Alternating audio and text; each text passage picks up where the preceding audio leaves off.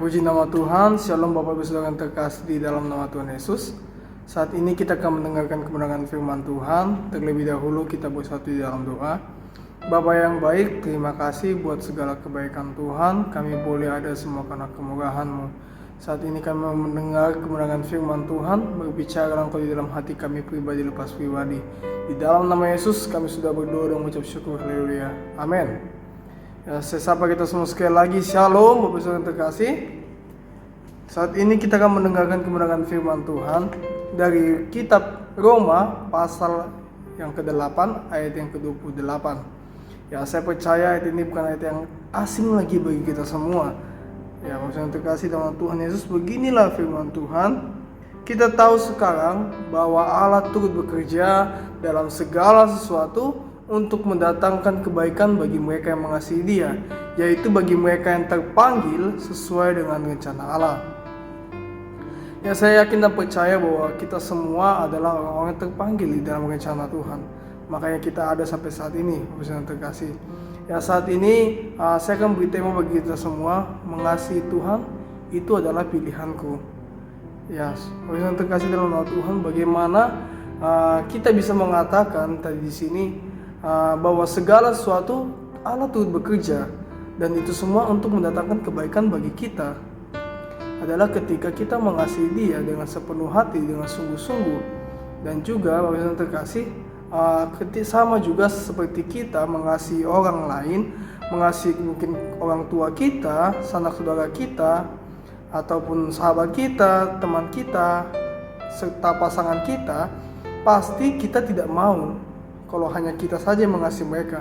Pasti kita ingin mereka juga mengasihi kita. Ada feedback, ada timbal baliknya yang mereka buat kepada kita, bahwa mereka juga mengasihi kita.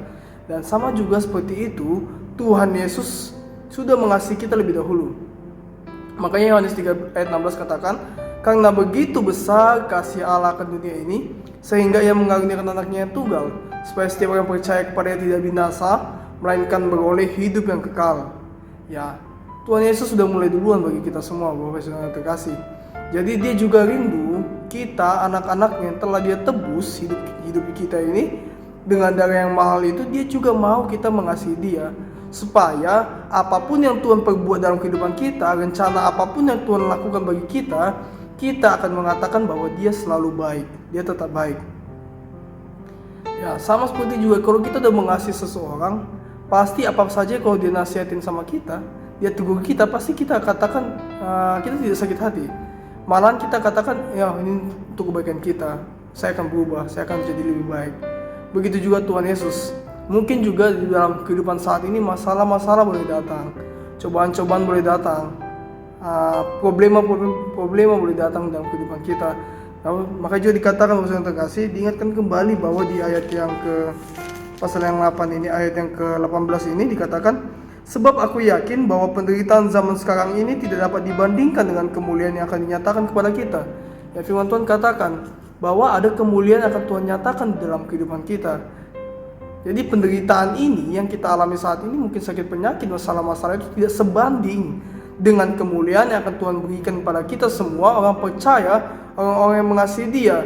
Jadi saya ingin beri poin bagi kita, mengapa kita harus mengasihi Allah?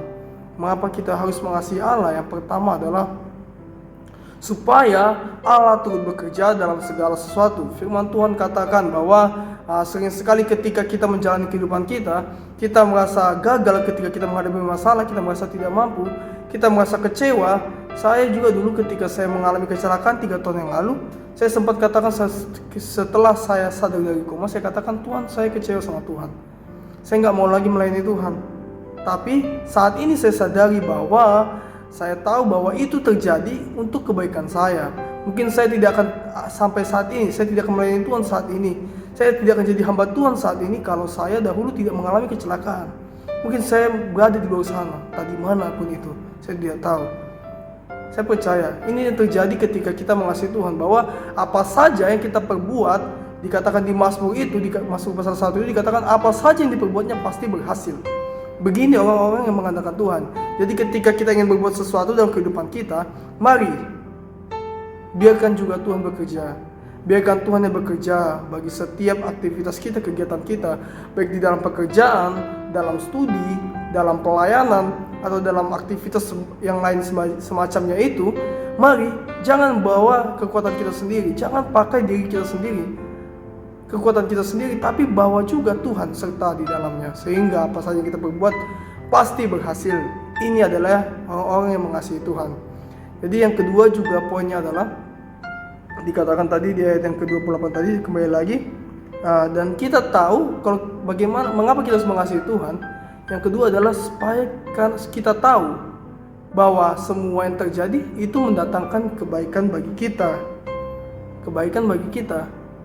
Sama seperti saya katakan tadi, Bapak yang terkasih, di awal itu kalau kita mengalami masalah itu kita bisa sering sekali salah paham sama Tuhan. Apa yang Tuhan lakukan itu kita salah paham. Jadi kita anggap bahwa Tuhan itu mungkin jahat, Tuhan itu tidak baik bagi kita. Padahal ada maksud baik. Inilah yang dilakukan orang-orang yang tidak mengasihi Tuhan dengan sungguh-sungguh. Makanya saya ajak kita semua saat hari ini untuk kita, ketika kita mengenal Tuhan, kita percaya kepada Tuhan sampai saat ini, ya mari kasihi Tuhan, kenalilah Tuhanmu itu. Bahwa apa yang terjadi dalam kehidupanmu, Tuhan turut bekerja.